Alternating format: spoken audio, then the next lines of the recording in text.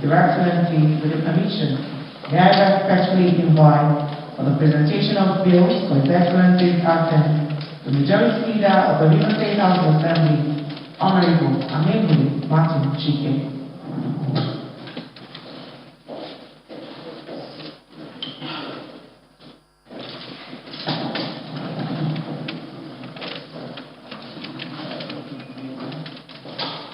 Excellency, the Lord is Wike, Commander of the World of Nigeria, Grand Master of the State Bureau of Sports Africa, and Deputy Governor of the State. Her Excellency, Dr. Mrs. Bangon Bangon, Right Honorable Speaker of the National Assembly, Right Honorable Queen of the ESSRS, State Party Chairman of the Democratic Party, Principal Officers from Finland, one of the General Head of Service, Secretary of State of the Distinguished Ladies and Gentlemen. Your Excellency, I have the lead of the House this morning to present to you bills passed by the National Assembly. Your Excellency, the Prime Minister, I'm going to begin with the value added tax law number 4 of 2021. Your Excellency, this is the law on import and charge value added tax on certain goods and services. We provide for the administration of the tax and connected purposes. Excellency, we also have the open rarely and grazing prohibition law number 5 of 2021. It is indeed a law to prohibit open rarely and grazing livestock and provide for the establishment and administration of branches and connected markets. We also have the Child Rights Amendment Law number 2 of 2021. It's a law to amend the River State Child Rights Law number 10 of 2009. Finally, we have the fourth one is the Residence Restoration Agency Law number 6 of 2021. It's a law to establish the River State Residence Restoration Agency and for connected purposes. Finally, we have the naming and renaming of infrastructure law number 3 of 2021. Excellency, this is the law to name the judges' quarters and GRA, to rename the Total House, Moscow Road, Light House, and number 2 Global Studio Road, Liberation Stadium, and the Road. Excellency, may I, in the name of the House, now present to you these meetings for the Assembly.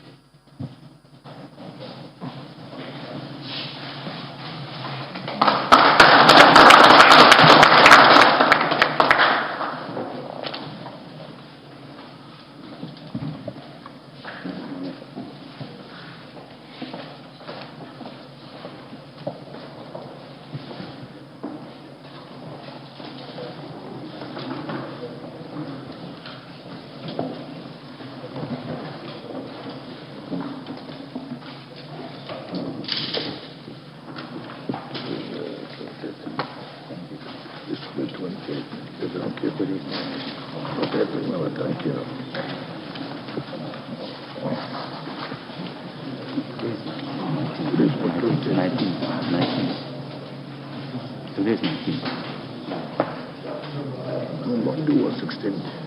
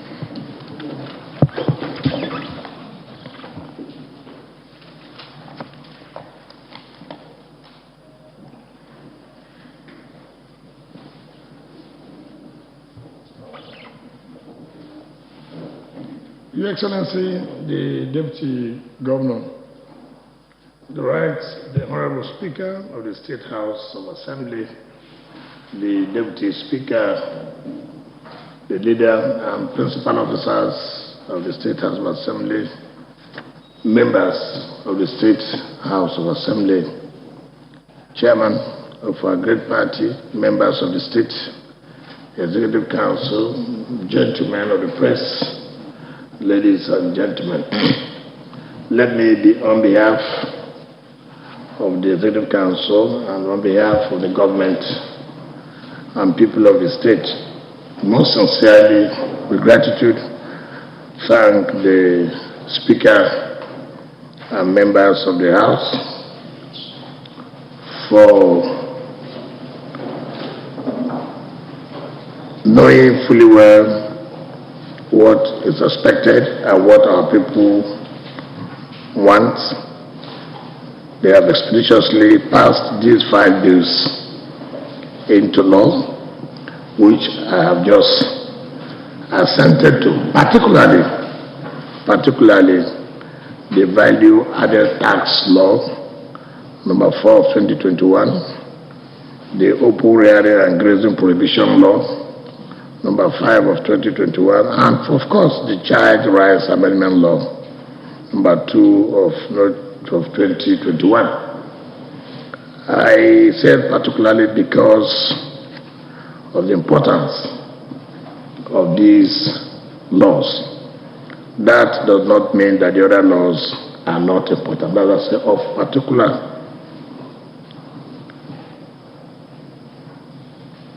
Just recently, the Federal High Court gave judgment that it is the responsibility of the states to collect VAT, what people may refer as the value-added tax. It has been an issue of controversy in this country, but we are standing on the path of history that we, as representatives of the state, have to take the bull by the horn to challenge the illegality of the federal government through the Federal Inland Revenue Services. Of course, we are all aware that the states have already been strangulated. Most states depend on allocation from federation accounts. States have been turned to beggars.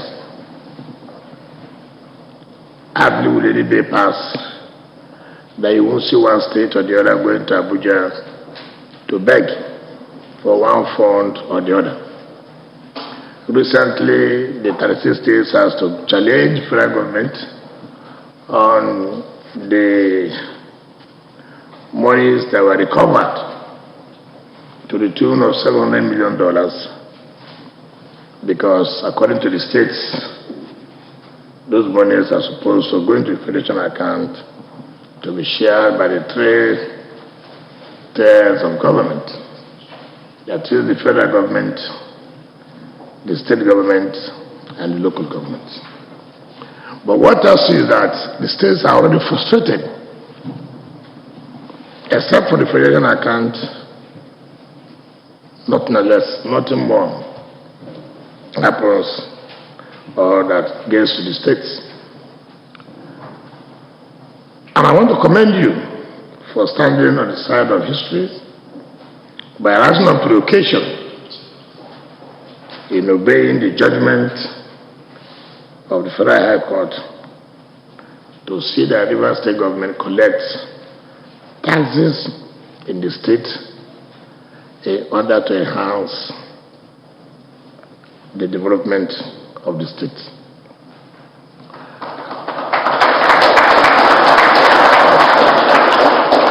Federal Inland Revenue Services has carried out the agenda publicity, blackmail, to making sure that other states do not support the idea of states collecting VAT. They've gone as far as hiring consultants from the Price Waterhouse to say that 30 states will suffer if states are allowed to collect VAT. But that's not the issue. First of all, the issue is who is responsible or whose duty it is to collect VAT. Let's talk about the constitutionality of it first, before we talk about who is going to suffer or who is not going to suffer. Is it your responsibility to collect? If you know that the states are going to suffer, for example, but it is not their responsibility, then you now ask, what do we do to amend it to make sure that states do not suffer? But if, as it is today, the law is whose responsibility it is to do this job, that is the simple thing. And again, that propaganda cannot work unless to those states who do not understand the antics of Federal Inland Revenue Service. You claim that through VAT, it distributes funds to states. Take, for example, it distributes $300 million, for example, to state A. And that if this is not done, state A will suffer. That is not correct. It's not correct. Now, if you allow state A to collect the funds, state A will make more than $300 million that you are giving to them every month. Take, for example, we awarded contracts, companies. Within the last month, we paid over 30-something billion to contractors. And 7.5% we now deducted from that and to be given to FRS. Now look at 7.5% of our 35 billion naira. Contract we awarded to companies in River State. Right? You are talking about almost 3 billion naira only from that source. Right? Now at the end of the month, River State government has never received up to 2 billion naira from VAT. So you are taking, I have contributed more through the award of contracts, and you are giving me less. What is the justification for it? And you are selling dummy to people. Who is going to buy that? Yesterday, I overheard a chairman of Federal Inland Revenue Service saying that they are going to introduce road tax. Then the issue is this road tax, which of the roads? Is it the roads that the state government is paying for, or the road that federal government has constructed? So at the end of the day, they have taken over the whole functions of the state government, and the state is left with nothing but to just every month to ask the Commissioner of Finance and Accountant General, when are you going to FAC? No state can function without FAC. As I speak to you, they are supposed to hold FAC yesterday. They couldn't hold. Why? They are cooking up their documents. We wanted to remit to FAC for us to share. So if we don't go to FAC, no state will survive. Is that the way it's supposed to be? Certainly not. So we have taken the bull by the horn to say, no, enough is enough. If we are operating a federal system, let us operate a federal system. If we're not operating a federal system, let us say we're not operating a federal system. What you are doing has nothing to do with party. It doesn't matter whether you're in APC or you're in PDP. By the grace of God, the greatest beneficiary of this will be APC states, like Lagos, like Ogun State. But, of course, we shouldn't say because they are going to benefit more. But what is the law? We must obey what the law says. If the law says, do this, this is the person that has to do this, let them allow the person to do it. So there's no blackmail that can change us. There's no intimidation. I hear, oh, they're going to make sure they reverse it. That is not our business. We are not doing it because we want to win. We are doing it because what is not legal is not legal. And somebody has to rise to the occasion to challenge the illegalities in this country. And I'm happy that River State has done it.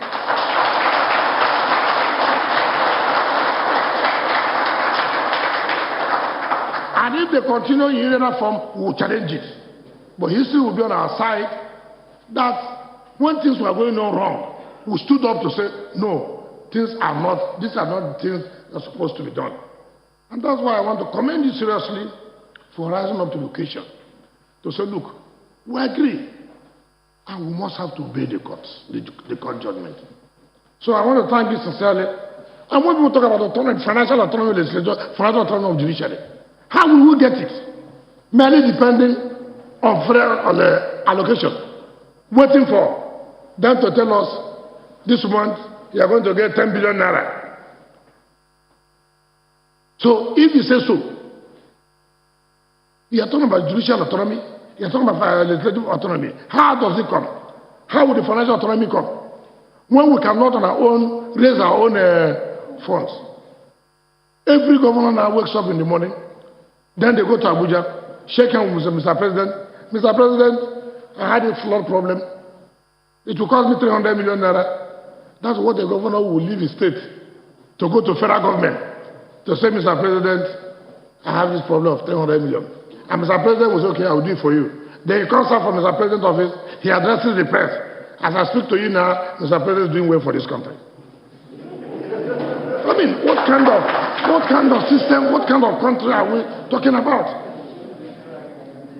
So the state are emasculated, nobody can say anything, nobody can do anything. You must go and beg. What about those of us who don't have the contact? I don't even know the phone numbers of those that we reach. So what will happen to River State? Enough is enough. If the country, we are talking about democracy, what is democracy?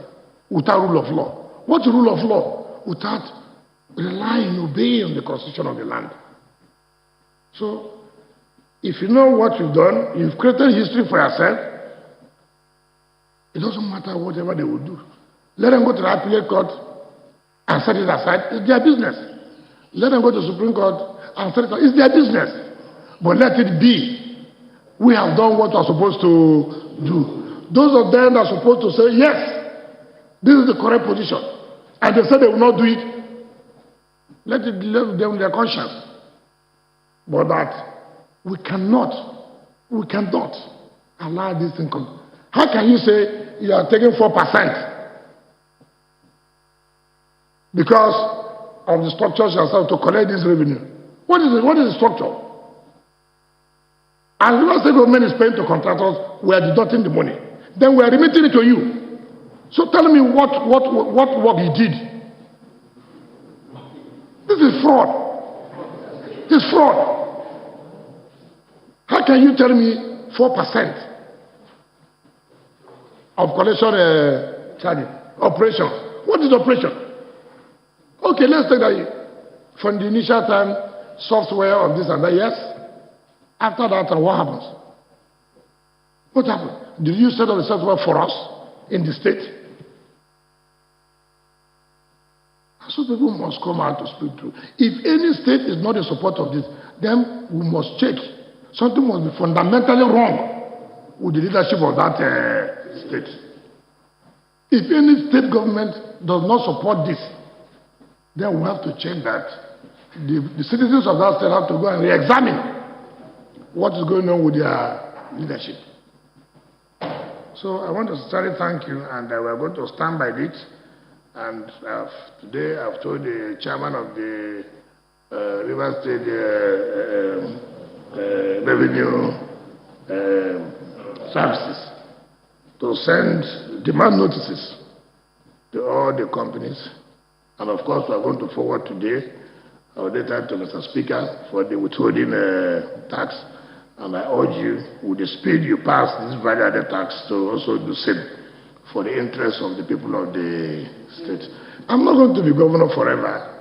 My term is almost expiring. But people will come.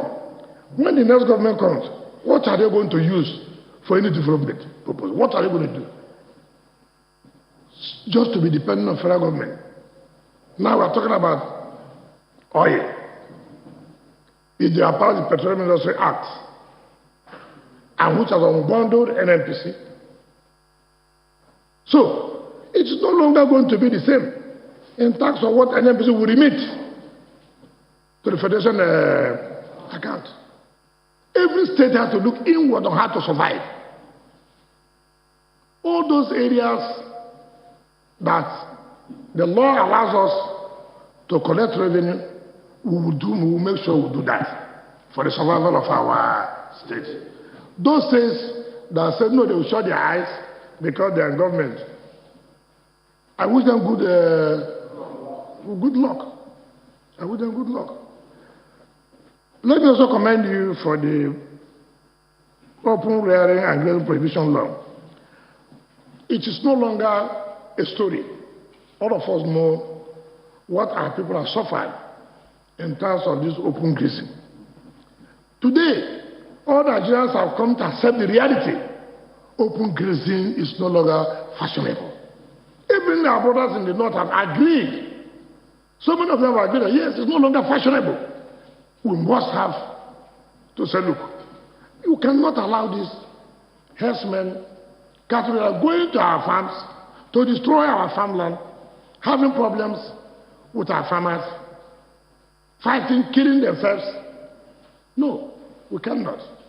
People don't want to face the reality. It is not these poor cattle that own the cattle. These are big men who own the cattle. So people should speak the truth. Cattle rearing is agriculture. It's business. If you want to do business, you must fashion a way how to carry out your business. You cannot do your own business for another person to suffer. Nobody says that you don't need cattle or cow. No, it's not correct. You cannot. You need it. You need them. But in doing that too, we cannot allow people to be killed. We cannot allow crops to be destroyed. The farmer is dependent on his own crops for survival. So we must find a way. And that means that if you want to, there's nothing wrong in you having ranching. There's nothing wrong. Federal government, if they want to settle this problem, they know they can settle the problem. They know. So I commend you for this. And I thank God and all those cattle rearers who are here understand the fact that we are trying to mitigate to see we don't have conflict between them and the farmers. So I will commend you. And this is in line with the resolution of the governor from the southern Nigeria. The Child Rights Amendment Law, my wife has said I should thank you for the speedy passage of this amendment. With this, the family law will have to commence immediately. I know that this amendment has delayed the commencement of the family court. So she has told me to extend her appreciation to you for this speedy passage of the Child Rights Amendment Law. And then also the naming and renaming of infrastructure law. Of course, if we have identified prominent sons and daughters of River State who in their own time had made contribution to the development of the state, and we thought it fit or deemed it necessary that we must have to honor them by naming certain infrastructure against their name, then it is proper that it must be put in the law. Not a situation where somebody comes tomorrow, so I change this name. No. Before you do that, you need to amend that law. And people will ask a question, why are you changing this name? So we felt that it is important for whatever infrastructure we have named in favor of our prominent sons and daughters, it is necessary that it is backed up by law. And from time to time, we'll seek for the amendment of this because of naming of infrastructures in favor of our prominent sons and daughters who in their own way have contributed to the development of our state. And of course, the Residence Restoration Agency law. This was because of the insecurity ravaging this country. Of course, you know, people wake up in the morning, leave wherever they are, and come into the state. Somebody comes into this house, you don't even know who is there. So it is important that when you come into the state, in the 2 weeks or 3 weeks, for 1 month, you must register, let people know that so person has come into the state. So we'll set up an agency and provide the necessary logistics for people to register. Of course, if you don't register, the law has spelled out the penalties against you. This has nothing to do with population. No. But this has to do with, because of the issue of insecurity that's ravaging the entire country. So we must also be up and doing to see that we provide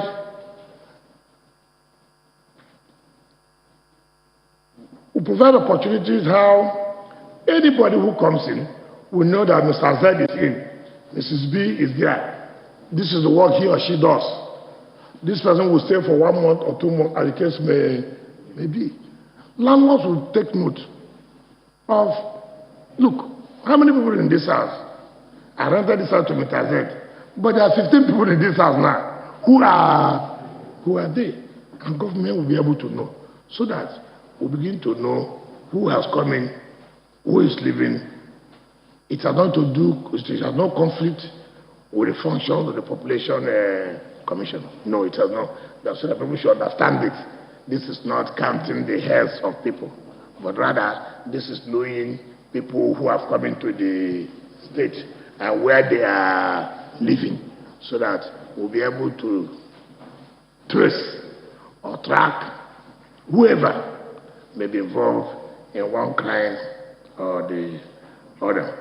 Once more, on behalf of the Executive Council, let me thank the Speaker again and his team for a job well done, and say that the synergy between the legislature and the executive is for the interest of our state. It is not for anybody's particular interest. It is for the general interest of the people of the state. We took this step today to sign these various laws. Let people know. We are not doing it in secret. We are doing it openly. Let Nigerians know that this is our position and this is where we stand. We always believe in standing on the side of history, and when history will be written tomorrow, we will not regret all the actions that we took today. Thank you, and God bless you.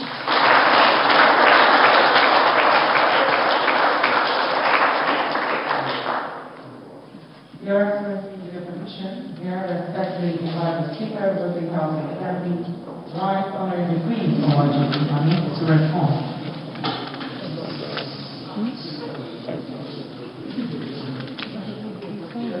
Your Excellency, the Executive Governor of the President, yes, no, GSS service, Power Force Africa.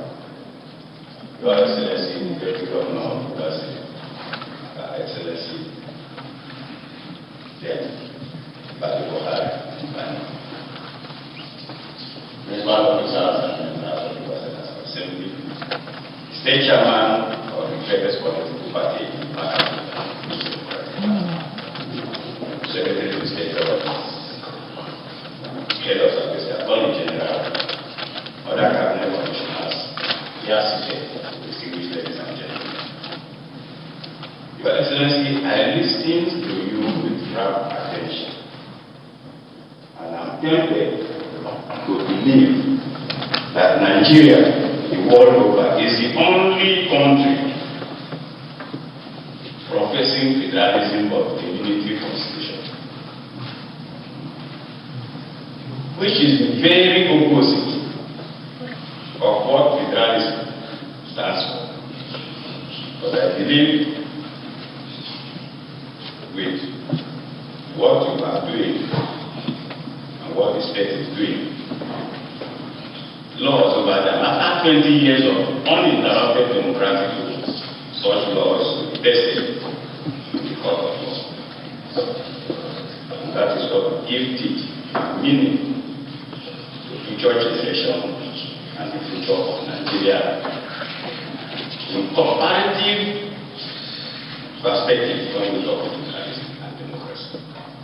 Having said that, Your Excellency, let me say that experts are also arguing that extreme poverty brings about destitution, and when you are extremely poor, that is a trap, and in that trap it is difficult for the poor to come out of it. That can be seen in one of the books by Richard Research, The End of Poverty. The same thing applicable for institutions like the state. When the state does not have money to take care of the needs, the well-being of the people, the state will be poor and will go into destitution. But all that you are trying to lead us, for us to have a change, so that our people, our state, cannot go into extreme poverty.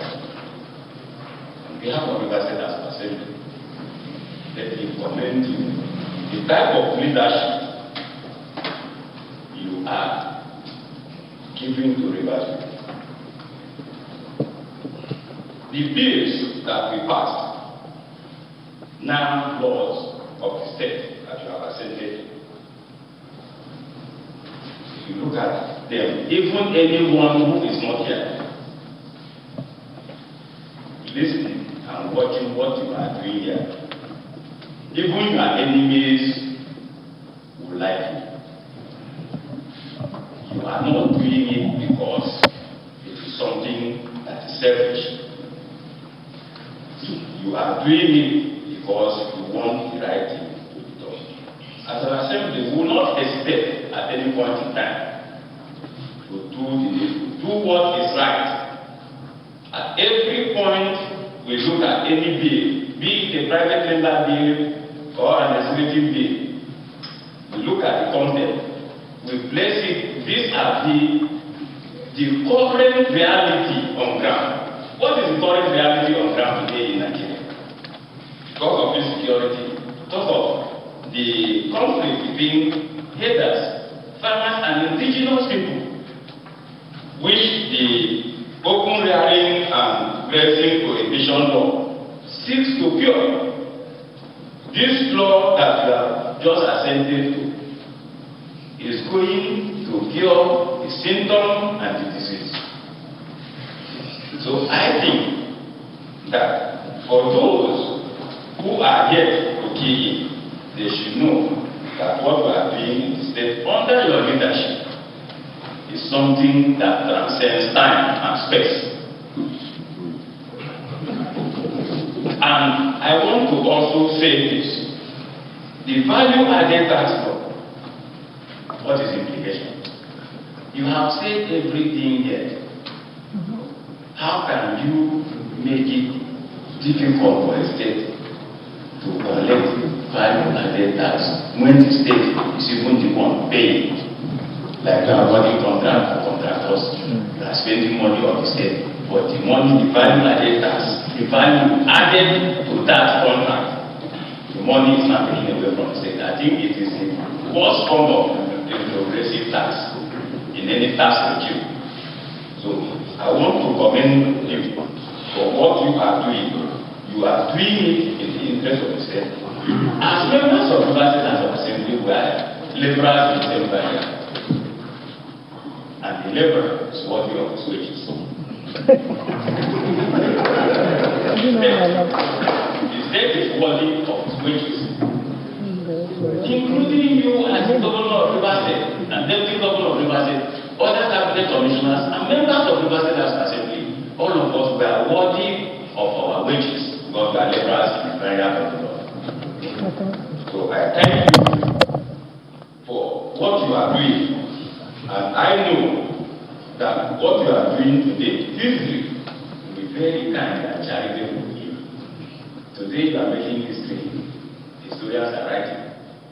When you think, you know you are in a position now. People might not want to come and eulogize you. So when you leave, you say to you, Lord, I am free.